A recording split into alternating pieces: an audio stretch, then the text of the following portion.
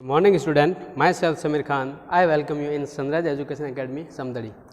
तो पिछली क्लास में अपन ने पढ़ा था टाइप्स ऑफ फंक्शन, कुछ फंक्शन के दो टाइप पढ़े थे, ठीक है। उसके बाद अपन ने कुछ एग्जाम्पल किए थे, डोमेन, रेंज और को डोमेन।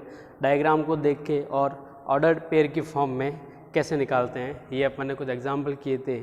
और इक्वेशन की फॉर्म में अगर फंक्शन लिखा हो और उसकी आपको डोमेन या फिर प्रांत दे रखी हो तो आप उसका डायग्राम और ऑर्डर पेड या फिर क्रमित युग्मक के रूप में फलन को कैसे लिख सकते हैं और उसकी को डोमेन या फिर सप्रांत कैसे निकाल सकते हैं, ये अपन ने पढ़ा था, ठीक है। अगर इक्वेशन की फॉर्म में कैसे निकाल सकते हैं अपन डोमेन, रेंज और को डोमेन, ठीक है। तो आज का अपना टॉपिक है कंपोजिशन ऑफ फंक्शन, ठीक है। तो अपन कुछ एग्जाम्पल, जो पिछला जो टॉपिक था उसके एक दो एग्जाम्पल और कर लेते हैं, क्योंकि जो पिछला टॉपिक है उसका यूज़ इस टॉपिक में होगा। कंपोजिशन ऑफ फंक्शन मतलब फलन का संयुक्त होना या फिर फलन को संयुक्त करना, कंबाइन करना, उसको बोलते हैं कंपोजिशन ऑफ फंक्शन, ठीक है। कंबाइन करके एक नया फंक्शन अपन निकालेंगे, तो वो अपन पढ़ेंगे, ठीक है आज। तो उससे पहले जो एग्जाम्पल है कर लेते हैं पिछले टॉपिक के, ताकि ये जो आज जो अपन पढ़ेंगे वो अच्छे से क्लियर हो, ठीक है। तो देखो एक एग्जाम्पल, क्वेश्चन लिखता हूँ मैं।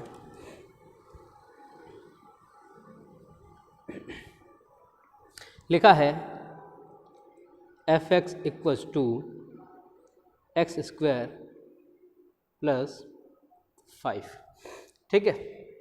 और आपको इस फंक्शन की इक्वेशन दे रखी है, ठीक है, और इस फंक्शन की आपको डोमेन भी दे रखी है।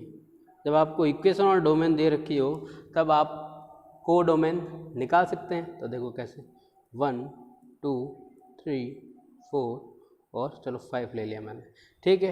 तो अब करते हैं इसका सॉल्यूशन। तो ध्यान देना, फिर इसका डायग्राम बनाएंगे, फिर ऑर्डर पेयर की फॉर्म में लिखेंगे और इसको फिर सॉल्व करेंगे, ठीक है। तो ध्यान दो, इधर अपने पास फंक्शन या फिर फलन है f(x) equals to x square plus 5, ठीक है। अब यहाँ पे ये जो x मैंने बोला था, ये अगर डायग्राम की बात करूँ मैं, तो यहाँ पे मैं डायग्राम बना रहा हूँ।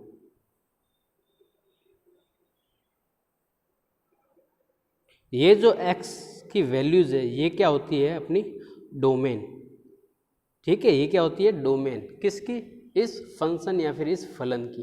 तो इसको चलो मैंने नाम दे दिया a, यहाँ पे नाम दे दिया मैंने b। जब इस डोमेन को इस फंक्शन में यूज करूँगा तो मुझे क्या मिलेगी, को डोमेन। मतलब नहीं, इस डोमेन को मैं इस फंक्शन में जब यूज करूँगा तो मुझे को डोमेन और क्या मिलेगी, रेंज या फिर सेट b मिलेगा मेरे को, ठीक है। सेट b मेरे को मिलेगा। तो ये जो सेट a है ये बेसिकली क्या है, x है, ठीक है। इस पे मैंने फंक्शन लगाया, कौन सा फंक्शन, ये जो अपने पास गिवन है f(x) equals to x square plus 5। तो यहाँ पे मैं फंक्शन में अगर मैं x की वैल्यू जो यहाँ पे लिखी हुई है 1 2 3 4 5 जो सेट a है, ठीक है, जैसे 1 2 3 4 5, ठीक है। ये वैल्यू जब मैं इस फंक्शन में पुट करूँगा तो उससे मुझे क्या मिलेगी, सेट b मिलेगा, जो कि इस फंक्शन की क्या होती है, को डोमेन। सेट b को अपन को डोमेन बोलते हैं। और रेंज या फिर परिसर अपन को निकालनी है, तो जब अपन को को डोमेन मिल गई, सेट b अपन को मिल गया, तो रेंज या फिर परिसर भी अपन आसानी से निकाल सकते हैं, ठीक है। तो अपन क्या करेंगे, एक एक करके इसमें वैल्यू पुट करेंगे फंक्शन में, और ये जो है अपन को क्या देगा, f(x) देगा। क्या देगा, f(x), किसकी वैल्यू देगी, f(x) की, ठीक है। अब बोलोगे सर f(x) तो ये रहा, ये तो इक्वेशन की फॉर्म में, ये पूरा नंबर सॉल्यूशन की फॉर्म में देगा, ठीक है। तो ध्यान दो, अब मेरे को निकालनी है 1 पे, कि 1 का जो इमेज जो है वो क्या बन रही है। बेसिकली ये जो को डोमेन जो होती है या फिर रेंज जो होती है वो क्या होती है, एक तरह से इमेज ही होती है। तो मेरे को बेसिकली क्या करना, 1 की इमेज निकालनी है। तो मैं क्या करूँगा, x की जगह अब रखूँगा 1, x की वैल्यू पहले रखी 1, ठीक है। तो जहाँ पर भी x है वहाँ पर क्या आ जाएगा 1, तो 1 का स्क्वायर प्लस 5 इक्वल्स टू कितना आ जाएगा, 1 + 5 कितना होता है 6।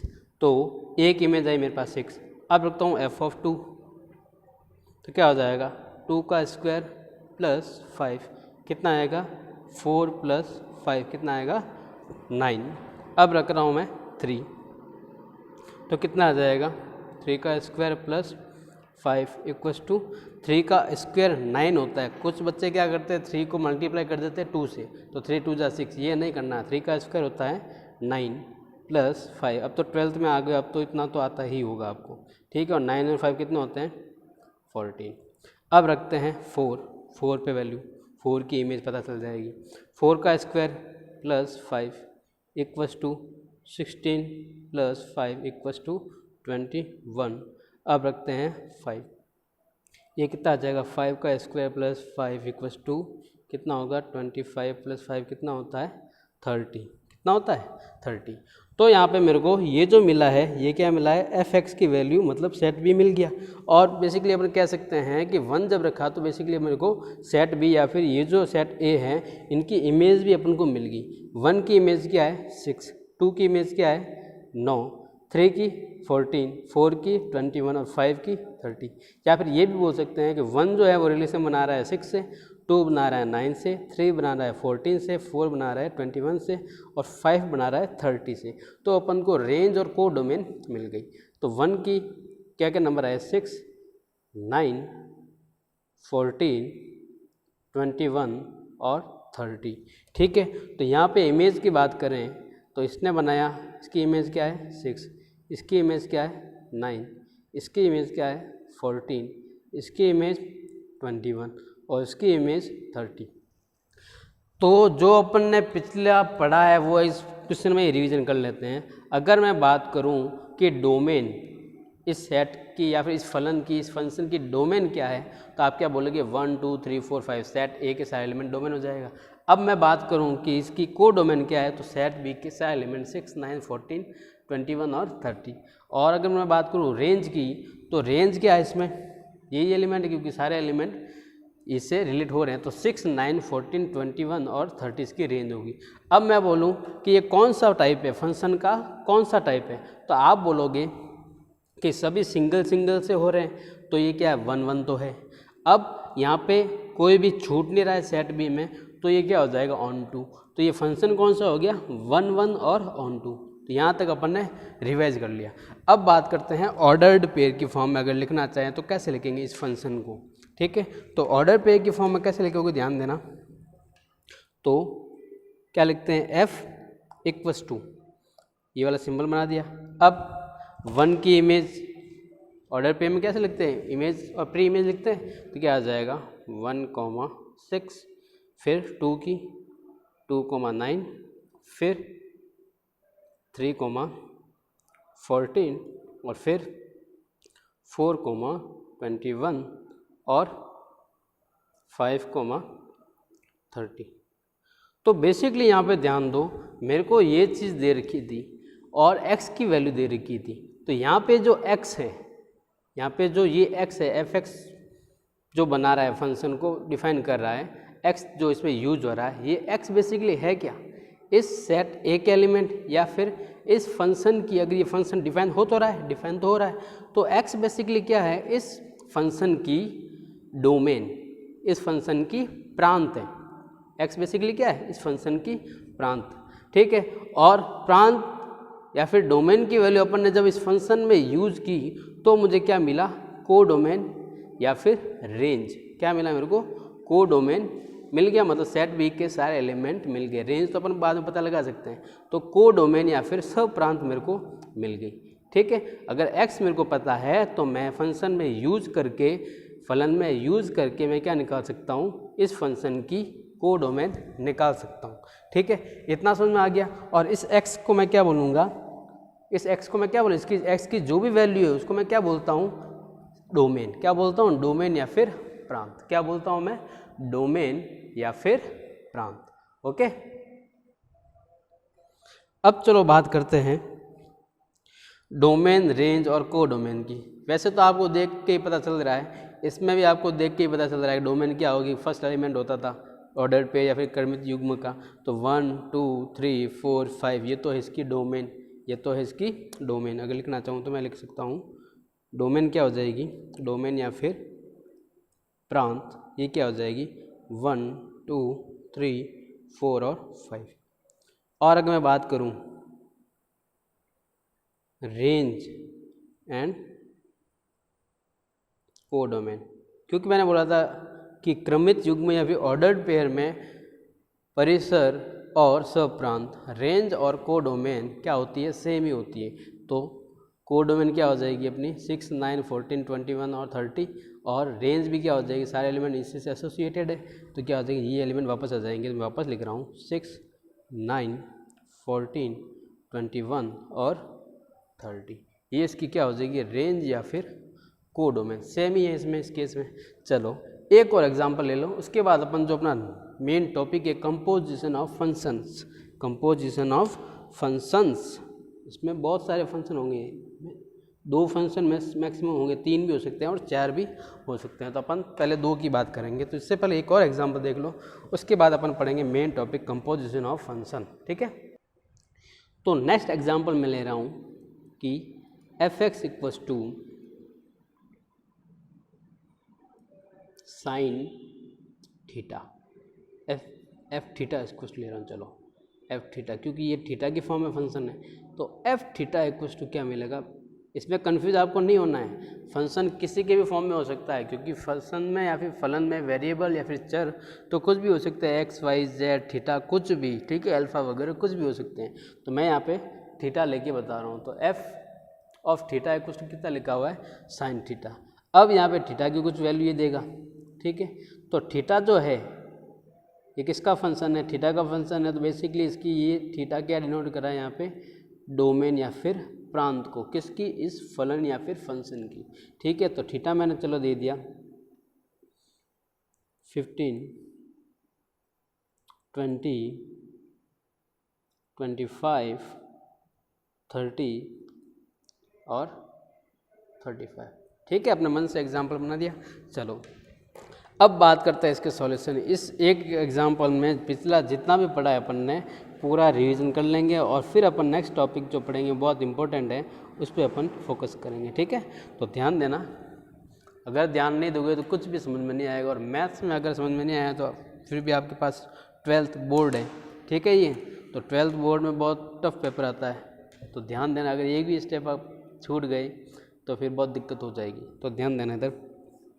तब मैं फंक्शन वापस लिख दे रहा हूँ कि F of theta equals to sine theta, ठीक है। ये याद रखो कि जब भी फंक्शन की इक्वेशन अगर दे रखी हो ना, जब भी फंक्शन की इक्वेशन अगर आपको दे रखी हो, तो फंक्शन जिस फॉर्म में, जैसे थीटा की फॉर्म में है, तो थीटा की जितनी भी वैल्यू होती है ना, वो उस फंक्शन की क्या होती है डोमेन या फिर प्रांत, ठीक है। अगर फलन का कोई इक्वेशन दे रखा हो और उसमें कोई वेरिएबल जिस फॉर्म में दिया हो, जैसे यहाँ पे थीटा की फॉर्म में है, पिछले क्वेश्चन में अपने एक्स की फॉर्म में था, तो एक्स की जितनी भी वैल्यू या फिर थीटा की यहाँ पे जितनी भी वैल्यू दी हुई होगी, वो फलन की क्या कहलाएगी, प्रांत होगी, वो फलन की क्या होगी, प्रांत। और उन प्रांत का अपन फलन में यूज करके क्या निकालेंगे, सप्रांत, जिसको इंग्लिश में बोलते हैं कोडोमेन या फिर सेट बी, ठीक है। सेट बी और सेट ए अपन को पता है, इनके बीच में रिलेशन अपन को पता चल गया, तो अपन डोमेन रेंज भी निकाल सकते हैं, ठीक है।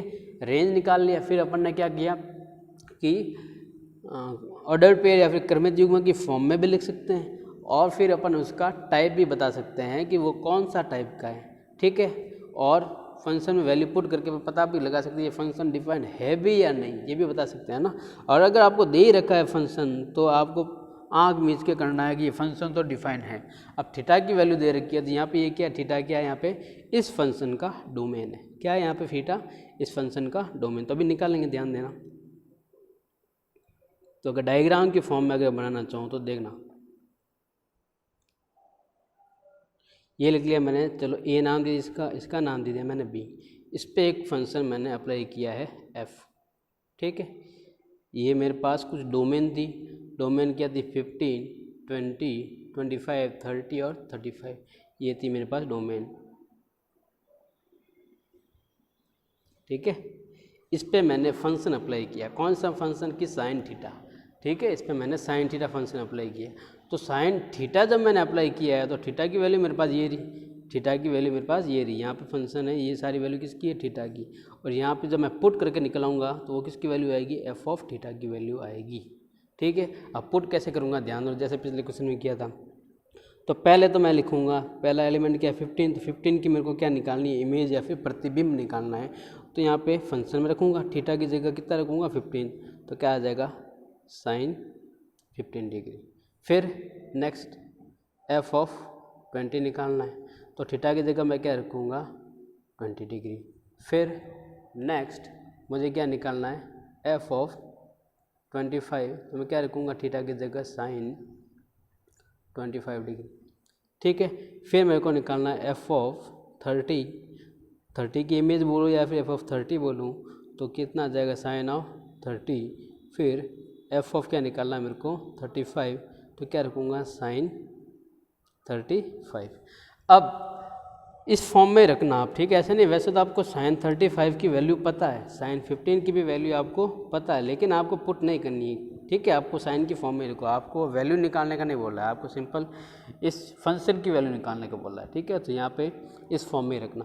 तो 15 की, 20 की, 25 की, 30 की और 35 की इमेज या फिर प्रतिबिंब अपन को मिल गया, जो कि कितना है, ये है साइन 15, फिर है साइन 20, फिर साइन 25, फिर साइन 30 और साइन 35। ये है अपने पास इमेज। अब 15 की इमेज क्या है, 15 की इमेज क्या है, 15 की इमेज है ये, 20 की ये, 25 की ये, 30 की ये और 35 की ये होगी। ठीक है, तो अब मेरे को क्या मिल गया, बहुत सारी चीज़ें अपन को रिवीजन करने के लिए मिल गई कि ये फंक्शन तो डिफाइन है। पहले बात करते हैं, चलो फंक्शन की स्टार्टिंग से बात करते हैं, फंक्शन की फलन की। ठीक है, तो ये फंक्शन है या नहीं है, फंक्शन है, क्यों, क्योंकि ए के सारे एलिमेंट यूज़ हो रहे हैं और ए के सारे एलिमेंट यूज़ भी हो रहे हैं, और ए का कोई भी एलिमेंट ऐसा नहीं है जो बी के एलिमेंट के 2 के साथ रिलेशन बना रहा है, तो ये फंक्शन तो है। अब बात करते हैं कि ये कौन सा टाइप है, फंक्शन का टाइप कौन सा है। तो बी के सारे एलिमेंट यूज हो रहे हैं और सिंगल ए के सिंगल एलिमेंट के साथ ही कनेक्शन बना रहे हैं, तो ये क्या हो गया 1 1 या फिर एक की। ठीक है, अब बी के सारे एलिमेंट यूज भी हो रहे हैं, कोई भी एलिमेंट खाली नहीं है, तो ये क्या है आच्छादक या फिर ऑन टू। तो ये कौन सा फंक्शन हो गया 1 1 ऑन टू। ठीक है, ये फंक्शन हो गया। अब बात करते हैं डोमेन, रेंज और कोडोमेन की। तो डोमेन तो मैंने बोला था, जो अगर फंक्शन जिस फॉर्म में दे रखा हो और उसकी वैल्यू अगर दे रखा हो, तो वो जो होती है वैल्यू, ठीक है, जिस फॉर्म में है उसकी वैल्यू जो होती है वो होती है अपनी डोमेन या फिर प्रांत, और उस पर जो वैल्यू निकल के आती है वो आती है कोडोमेन। ठीक है, कोडोमेन और रेंज दोनों सेम ही होती है अगर फंक्शन आपको डिफाइन किया हुआ है तो। ठीक है, चलो अब बात करते हैं ऑर्डर्ड पेयर की फॉर्म में। अगर पूछ दिए क्या ऑर्डर्ड पेयर की फॉर्म में लिखो, तो आप कैसे लिखोगे, ध्यान देना, कुछ नहीं करना है, सिंपल है। 15 की इमेज क्या लिखोगे 15 कॉमा साइन 15, फिर 20 कॉमा साइन 20, फिर 25 कॉमा साइन 25, फिर 30 कॉमा साइन 30, फिर 35 कॉमा साइन 35। ठीक है, ये हो गया ऑर्डर्ड पेयर की फॉर्म में अपना फंक्शन या फिर फलन। ठीक है, अब बात करते हैं डोमेन, रेंज और कोडोमेन की। वैसे आपको पता लेकिन फिर भी लिख लेता हूँ। तो अब आता है डोमेन, डोमेन या फिर प्रांत। क्या हो जाएगी, प्रांत क्या हो जाएगी, ये जो सेट ए के सारे एलिमेंट 15, 20, 25, 30 और 35, ये हो जाएगी अपने प्रांत या फिर डोमेन। अब बात करते हैं कोडोमेन और रेंज की। तो इस केस में 1 1 ऑन 2 में डोमेन और रेंज क्या होती है, सेम ही होती है। तो क्या लिखोगे साइन 15, साइन 20, साइन 25, साइन 30 और साइन 35, ये होगी अपनी कोडोमेन और रेंज। ठीक है, तो आ गया समझ में। अब ध्यान देना, आप अपन जो लिखते हैं fx, क्या लिखते हैं एफ एक्स क्या पढ़ते हैं इसको, फलन या फिर फंक्शन। अब मैं बोलोगे ये किसका फलन है या फिर किसका फंक्शन है, तो आप बोलोगे सर ये एक्स का फलन है। तो मैं अगर इंग्लिश में बोलूँ तो क्या लिख सकता हूँ कि फंक्शन ऑफ एक्स, क्या बोल सकता हूँ कि फंक्शन ऑफ एक्स। हिंदी में बात करूँ तो एक्स का फलन, यही पढ़ूंगा इसको, ठीक है। अगर मैं इसको शॉर्ट में लिखना तो ये तो एक शॉर्ट तरीका है ही, ये तो शॉर्ट तरीका है, ये मैंने मॉडिफाई करके अपन ने एफ एक्स लिखा है। वैसे इसको पर इसकी भाषा में अगर लिखना चाहिए फंक्शन ऑफ एक्स, तो मैं क्या लिखूँगा, फंक्शन को लिख दूँगा सिंपल एफ, ठीक है। ऑफ को मैं सिंपल लिख दिया ओ, और किसका है, एक्स का फंक्शन, तो फंक्शन ऑफ एक्स, ये हो गया एफ ऑफ एक्स, ठीक है। ये अच्छा नहीं दिख रहा है इसलिए अपन ने लिखा था simple F x, function of x, ठीक है। ये तो बात होगी फंक्शन जो बेसिक अपन पढ़ते हैं, ठीक है। अगर मैं बोल दूं कि ये फंक्शन है जी एक्स का, किसका, जी एक्स का, या फिर टी का बोलूँ। अगर मैं बोलूँ ये फंक्शन है टी का, तो यहाँ पे क्या बोलूँगा, एफ ऑफ टी लिखूँगा।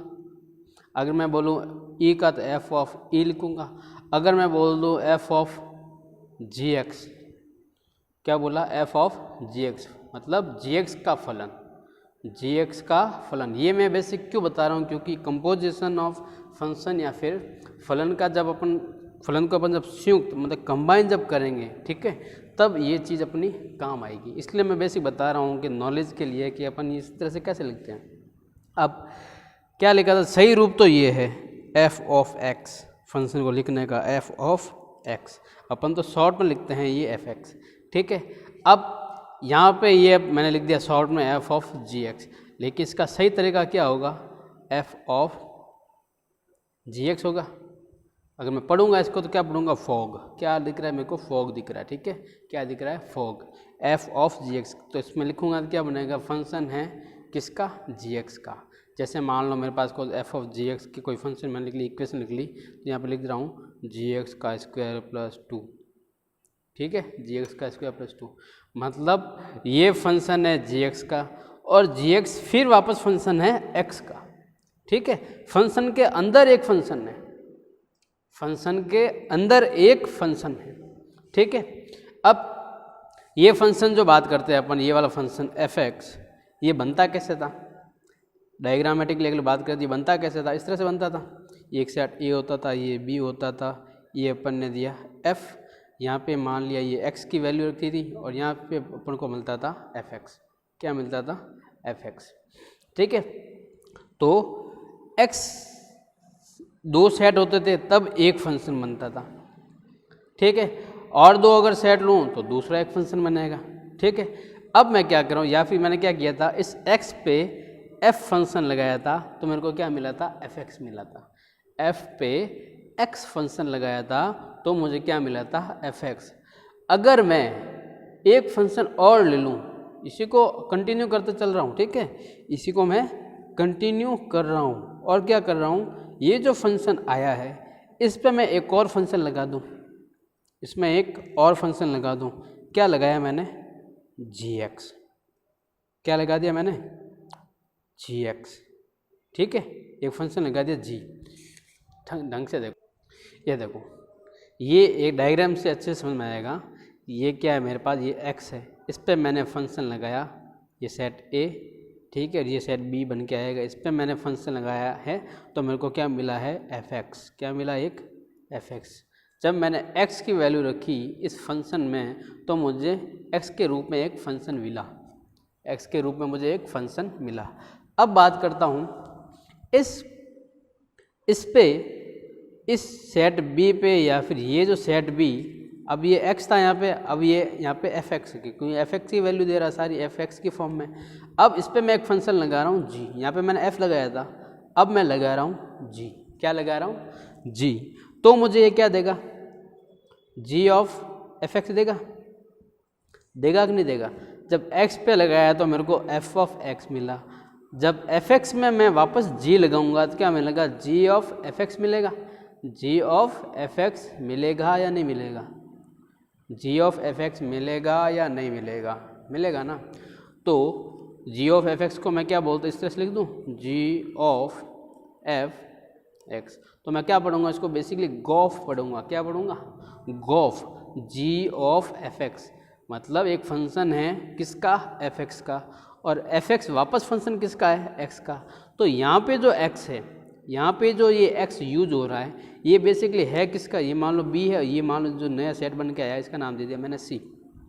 तो पहले क्या था, एक फंक्शन था एफ, ए से बी में डिफाइन हो रहा था, ठीक है। फिर मैंने क्या किया, एक फंक्शन डिफाइन किया जी, जो कि क्या हो रहा है, बी से सी में डिफाइन हो रहा है। एक मैंने दूसरा फंक्शन डिफाइन किया जी, जो कि क्या हो रहा है, बी से सी में डिफाइन हो रहा है, ठीक है। तो यहाँ पे ए जो है वो इस फंक्शन की क्या है, डोमेन, और बी जो है वो इस फंक्शन की क्या है, कोडोमेन। अब इसी कोडोमेन को मैंने अगले फंक्शन की डोमेन के रूप में यूज कर लिया। पर इस यहाँ पे ए क्या है, प्रांत है, यहाँ पे बी क्या है, सहप्रांत। अब इसी सहप्रांत को मैं जी फंक्शन की प्रांत के रूप में यूज कर लिया, और मैंने एक दूसरी सहप्रांत निकाली जिसका नाम क्या है, सी, या फिर सेट सी। आ रहा है ना समझ में, आ रहा होगा। बहुत डिफिकल्ट है थोड़ा, कंपोजिशन या फिर फलन का अपन संयुक्तिकरण जो करें वो थोड़ा सा डिफिकल्ट होता है, बस ध्यान दोगे तो इजी लगेगा, ठीक है। अगर कंसेप्ट क्लियर होगा तो इजी लगेगा, ध्यान दो कैसे। ये है मेरी प्रांत, ये है सहप्रांत, किसकी, इस फंक्शन की। अब इसकी सहप्रांत को मैं इस फंक्शन की प्रांत के रूप में, इसकी कोडोमेन को मैं इस फंक्शन की डोमेन के रूप में यूज कर रहा हूँ, और मुझे एक तीसरी क्या मिल रही है, कोडोमेन या फिर सहप्रांत मेरे को यहाँ पे मिल रही है, ठीक है। तो मैं अगर लैंग्वेज के रूप में लिखना चाहूँगा इस फंक्शन को, ध्यान देना इधर, देखो इधर, यह है ए, यह है बी, यह है सी, ठीक है। यहाँ पे एक्स पे ऊपर मैंने फंक्शन लगाया एफ, तो मुझे मिला एफ ऑफ एक्स। अब मैं इस एफ एक्स पे, जो कि किसका फंक्शन है, इस एक्स का, ठीक है, यहाँ पे ये जो डोमेन है ये इसकी क्या है, ये इसकी डोमेन है। अब एफ एक्स जो है वो सेट बी की क्या है, को डोमेन, ठीक है, जिसमें कि एक्स जो है वो इस फंक्शन की डोमेन है, ठीक है। एक्स जो है वो किसको रिप्रेजेंट कर रहा है, ए फंक्शन एफ की डोमेन को, या फिर सेट ए को रिप्रेजेंट कर रहा है, ठीक है। एक्स यहाँ पे अभी तक डोमेन है किसकी, ए की। अब इस पर मैंने फंक्शन लगा दिया एक जी, तो मुझे क्या मिलेगा, जब एफ एक्स पे मैंने एफ फंक्शन लगाया तो एफ ऑफ एक्स मिला था। अब एफ एक्स पे मैंने जी फंक्शन लगाया तो क्या मिलेगा, जी ऑफ एफ एक्स मिलेगा, जिसको मैं सिंपली ये भी लिख सकता हूँ, जी ऑफ एफ एक्स, ये भी लिख सकता हूँ, ठीक है। तो अब मैं बात करता हूँ, चलो ये तो मैंने ये किया था कि ए से गया बी पे, बी से फिर मैंने डिफाइन किया सी को, ठीक है, तब मुझे मिला गॉफ। तो इस चीज़ को मैं शॉर्ट में ये भी तो लिख सकता हूँ ना, अगर मैं यहाँ से ए सेट से सीधा सी पे डायरेक्ट एक गॉफ फंक्शन लगा दूँ, क्या लगा दो, गॉफ फंक्शन नाम दे दूँ इसको। बेसिकली क्या है, गॉफ ही तो है, बेसिकली क्या है, जी ऑफ एफ एक्स क्या है, गॉफ ही तो है, ठीक है। कैसे, जी ऑफ एफ या फिर जी ऑफ एफ एक्स क्या है, बेसिकली गॉफ फंक्शन ही है। कैसे लग रहा है, ए से डायरेक्ट सी पे, क्यों ए से सी पे, क्योंकि ये जो एक्स है ये किसका है, ये किसका है, सेट ए का ही तो है।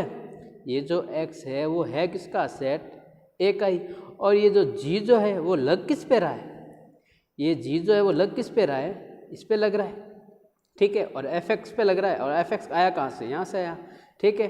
तो एक्स जो है वो बेसिकली ये है, और जी ऑफ एफ एक्स बेसिकली मेरे को क्या मिल रहा है, ये सी सेट मिल रहा है, जो कि जी ऑफ एफ मैं बोल रहा हूँ, ठीक है।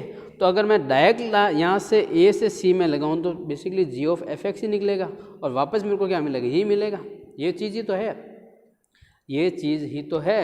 चलो इसका एक एग्जाम्पल लेके मैं बताता हूँ आपको, तब आपको ज़्यादा क्लियर होगा, तो ध्यान देना एग्जाम्पल पे। तो नेक्स्ट हेडिंग है अपनी कंपोजिशन ऑफ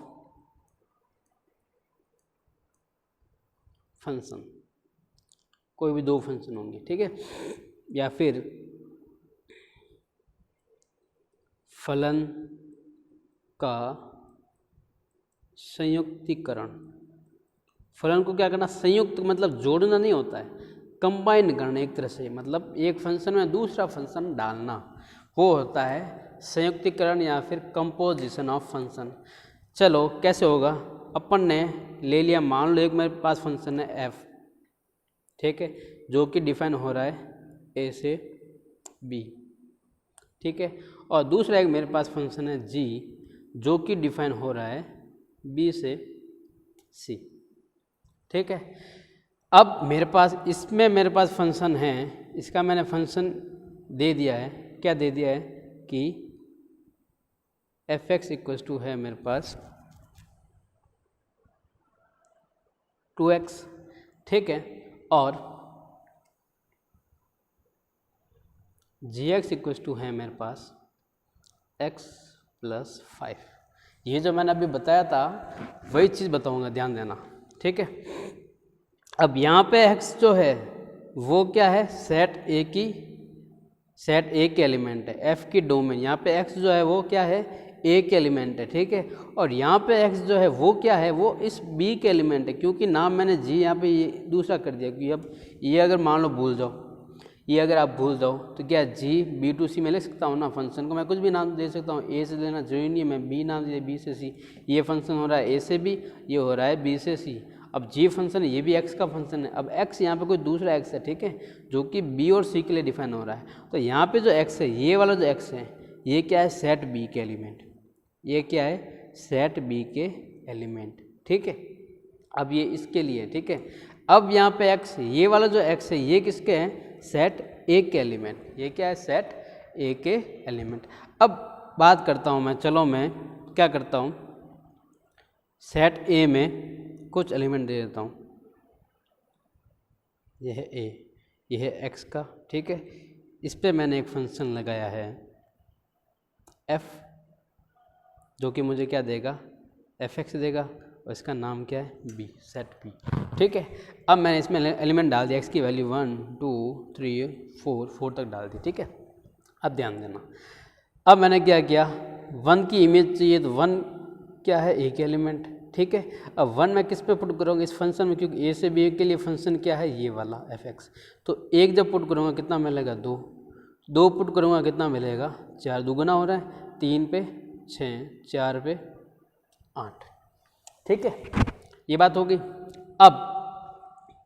अब बात करते हैं इस फंक्शन c की,